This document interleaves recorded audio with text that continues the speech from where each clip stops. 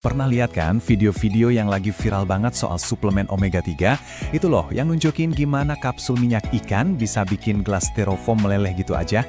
Nah, itu kan langsung bikin kita mikir ya, kalau ke styrofoam aja begitu, gimana nasib lambung kita? Jadi, ini sebenarnya cuma hoax yang dibesar-besarkan, atau jangan-jangan kita emang harus buang semua suplemen minyak ikan di rumah? Yuk, kita bedah tuntas sama-sama. Oke, kita langsung ke intinya aja ya, ke sumber kekhawatiran kita semua. Pertanyaan di benak Anda sekarang pasti, kalau omega 3 sekuat itu buat hancurin styrofoam, apa efeknya ke lapisan lambung saya? Tapi, tunggu dulu, sebelum panik, saya mau bilang wajar banget kok kalau Anda bertanya-tanya soal ini. Jadi, yuk kita singkirkan dulu semua asumsi dan cari tahu jawabannya berdasarkan fakta ilmiah yang sebenarnya. Oke, kita masuk bagian pertama, bongkar mitos styrofoam. Jujur aja ya, waktu pertama kali saya lihat video itu, saya juga kaget loh. Visualnya itu dramatis dan meyakinkan banget. Tapi, di balik apa yang kita lihat di layar itu, apa sih yang sebenarnya terjadi? Jawabannya mungkin jauh lebih sederhana dan lebih ke arah kimiawi dari yang kita bayangin. Logika di balik rasa khawatir ini sekilas kedengarannya masuk akal ya. Tapi kalau kita mikir kayak gitu, sebenarnya ada langkah yang keliru secara fundamental. Ini tuh mirip kayak kita bilang, karena air bisa matiin api lilin, berarti minum air bisa memadamkan semangat hidup kita. Kedengarannya nyambung, tapi kita semua tahu itu nggak benar kan? Kenapa? Karena kita lupa sama perbedaan paling dasar antara tubuh manusia dan sebatang lilin. Nah, ini dia perbedaan fundamentalnya. Membandingkan styrofoam dengan lambung manusia itu ibarat membandingkan gelas plastik sama reaktor biologis super canggih. Lambung kita itu bukan sekedar wadah pasif. Bayangin deh, lambung itu kayak benteng pertahanan dengan sistem super canggih. Dia punya asam klorida yang kuat banget, dilapisi lendir tebal yang melindungi dindingnya kayak baju zirah, dan punya pasukan enzim yang siap memproses apapun yang masuk. Jelas, ini dunia yang sama sekali berbeda dari selembar styrofoam. Oke, jadi kalau omega 3 itu bukan zat yang korosif atau merusak, terus kenapa styrofoamnya bisa larut? Nah, jawabannya ada di salah satu prinsip paling dasar di ilmu kimia, yang bunyinya like dissolves like, atau gampangnya, yang mirip akan melarutkan yang mirip. Ini bukan soal kekuatan, tapi soal kesamaan sifat. Biar gampang, kita pakai analogi sederhana aja. Bayangin ada dua kelompok orang dan masing-masing cuma bisa satu bahasa.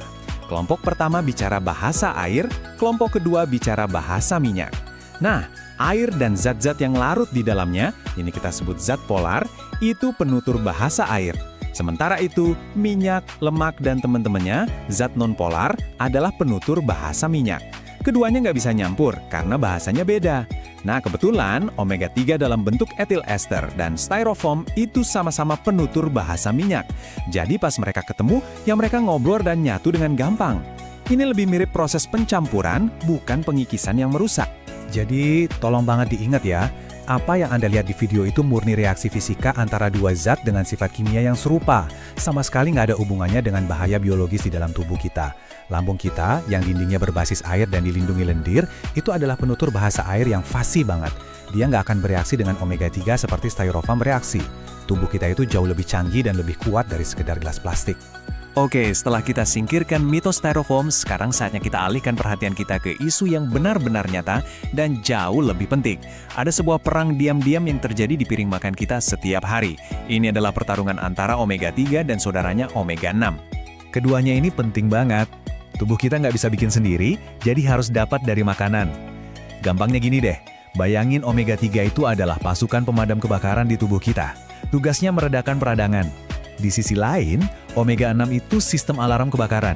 Tugasnya menyalakan alarm, yaitu respons imun dan peradangan kalau ada ancaman kayak infeksi. Dua-duanya kita butuh. Alarm itu penting, tapi kalau alarmnya nyala terus-terusan sementara pasukan pemadamnya sedikit, nah disitulah masalah besarnya dimulai.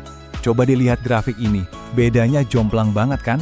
Idealnya perbandingan antara sistem alarm si omega 6 dan pasukan pemadam si omega 3 itu sekitar 4:1. Tapi, di pola makan modern kita, rasionya bisa meroket sampai 20:1, bahkan lebih. Artinya apa? Artinya tubuh kita secara konstan ada dalam kondisi siaga 1, di mana alarm peradangan nyala terus dan api kecil bisa dengan gampang jadi kebakaran besar. Kenapa bisa sampai separah ini? Jawabannya sederhana, ekonomi. Minyak-minyak nabati yang kaya omega 6 ini murah meriah, serbaguna, dan bisa bikin makanan jadi lebih renyah dan awet. Hasilnya, Minyak-minyak ini dipakai secara besar-besaran di hampir semua makanan olahan, mulai dari biskuit, keripik, sampai gorengan yang kita makan sehari-hari. Kita mengonsumsinya dalam jumlah super banyak, seringkali tanpa kita sadari sama sekali. Nah, sebaliknya, sumber omega-3 dengan kualitas terbaik, yaitu jenis EPA dan DHA yang paling dibutuhkan pasukan pemadam kita, malah cenderung lebih jarang kita makan. Ikan berlemak, telur dari ayam yang sehat, atau daging dari ternak pemakan rumput, biasanya harganya lebih mahal, atau butuh usaha lebih buat menyiapkannya. Inilah yang menciptakan jurang pemisah yang sangat besar dalam asupan nutrisi kita. Kalau tubuh kita terus-menerus dalam kondisi proinflamasi, alias lebih banyak alarm daripada pemadamnya, ini tuh kayak mobil yang pedal gasnya diinjak terus, tapi remnya agak blong. Semua sistem di tubuh kita jadi tertekan, mulai dari otak yang jadi susah fokus, kesehatan jantung yang terganggu, sampai kondisi kulit kita, semuanya kena dampak negatifnya. Nah, setelah kita paham masalah yang sebenarnya, ada kabar baiknya. Kita punya kendali penuh untuk memperbaiki ketidakseimbangan ini. Sekarang kita akan bahas gimana cara memanfaatkan omega-3 dengan aman dan efektif, supaya dia bisa jadi sekutu kesehatan kita, bukan malah jadi musuh. Mungkin beberapa dari Anda pernah ngalamin ini. Coba minum suplemen omega-3, malah jadi mual atau kembung. Apakah ini bukti kalau suplemennya berbahaya? Jawabannya, bukan. Ini biasanya adalah sinyal dari masalah yang berbeda. Rasa nggak nyaman itu sebenarnya adalah teriakan minta tolong dari sistem pencernaan Anda. Dia seolah-olah bilang, "Hei, kamu kasih aku lemak berkualitas tinggi, tapi aku lagi kewalahan nih buat memprosesnya." Soalnya untuk mencerna lemak dengan baik, hati kita perlu produksi empedu yang cukup, dan pankreas kita perlu mengeluarkan enzim lipase yang cukup. Kalau salah satu dari proses ini kurang optimal, ya lemaknya jadi nongkrong kelamaan di lambung dan bikin nggak nyaman. Jadi, solusinya gimana? Ini dia 4 langkah praktisnya. 1. Selalu minum omega-3 setelah makan. Jangan pernah saat perut kosong. Kenapa? Karena pas kita makan, tubuh secara otomatis akan mengeluarkan empedu dan enzim pencernaan. Ini seperti kita menyiapkan tim penyamut untuk omega-3 yang masuk. 2. Perbaiki kesehatan pencernaan Anda dari akarnya. Misalnya, dengan makan makanan yang mendukung produksi empedu, seperti sayuran yang rasanya pahit. 3. Ini penting banget, kurangi asupan omega-6. Ini ibaratnya kita mematikan sistem alarm yang berisik, supaya pasukan pemadam omega-3 bisa bekerja lebih efektif.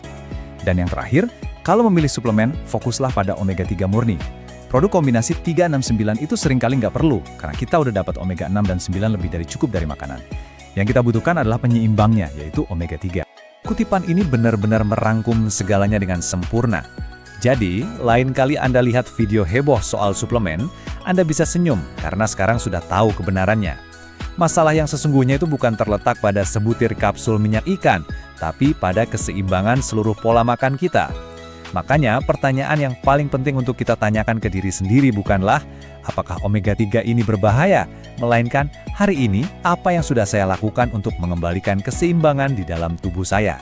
Terima kasih sudah menyimak. Dukung channel HC ID dengan like, komen, dan subscribe channel ini.